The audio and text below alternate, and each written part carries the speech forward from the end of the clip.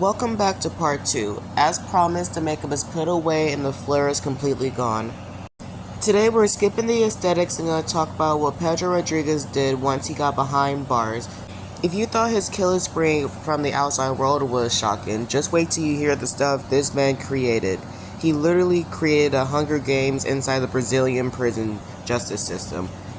Today we'll be talking about the gritty, most shocking things of statements and pictures that has been happening during his whole jail cell.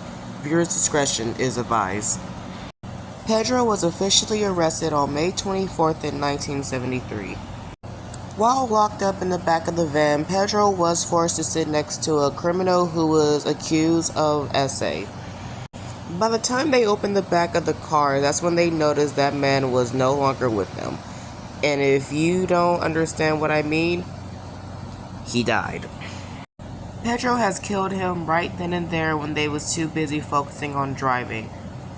Right when they was doing his booking process, they all noticed him to be one of the suspects, not knowing that he was actually one of the apex intruders that's about to ruin everyone's lives, including their own. He has spent 42 years behind bars, and during that time he has fully claimed and owned up to murdering and having a dozen of killing sprees right between the time he was there by the time he got out. Authorities confirmed that it was 47 men that he has murdered throughout his whole time sentence.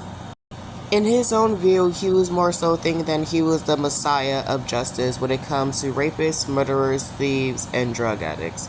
Maybe more. But all the lives that Pedro has took, none of them were as malicious as this one, also known as the death of his father.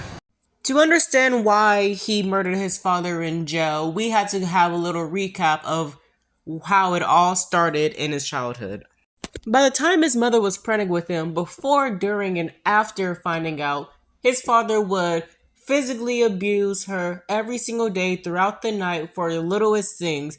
It got to the point when Pedro was born, he was born with a fractured skull due to him kicking the mother in the stomach. The rage grew stronger after his father murdered his mother with a machete. He promised over his mother's coffin that he would try to get her revenge as much as he can, even if that means he has to die for it. The twist? The father was arrested in the same cell and prison that Pedro was serving time for.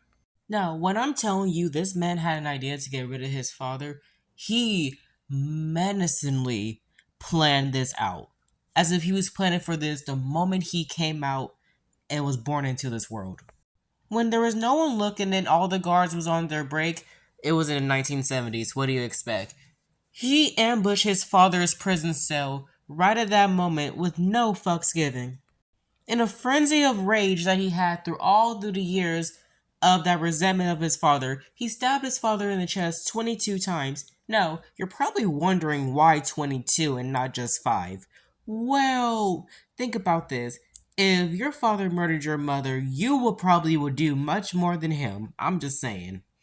Now, the reason why he stabbed his father 22 times was because before both of them went to jail, his father stabbed his mother 21 times with a knife right before he got the hatchet out to start hacking her. Now, like I said, I'm not saying it's wrong, but I understand why he did it. I feel like anyone would lose their mind if they saw their father after years of resentment and then had a perfect opportunity to get payback. He didn't stop there though. In the moment that sounded like a horror movie or a horror scene, Pedro sliced his father's chest open just to rip out his heart and took a bite of it just to spit it out over his corpse. Because of his body count in and out of prison, his prison sentence skyrocketed over 400 years. Look, I'm just saying, 400 years with no freedom, I would have been losing my sanity, or, I would have pissed off the biggest person in the yard just to take my own self out. Which, assisted suicide. Just saying. Sorry, bad joke. My bad. Anyways, back on topic. Under Brazil's penal laws, you cannot go over 400 years. The most this man have gotten was 30 years to life, which honestly, valid in a way, but at the same time, it's like he could get some more time for what he done, but under the laws, it had to be 30. But because of this loophole, he did walk out as a free man in the year 2007. Jesus Christ, I was 5 years old when he got out. Now, you're probably wondering what did he do with all this time after he got out?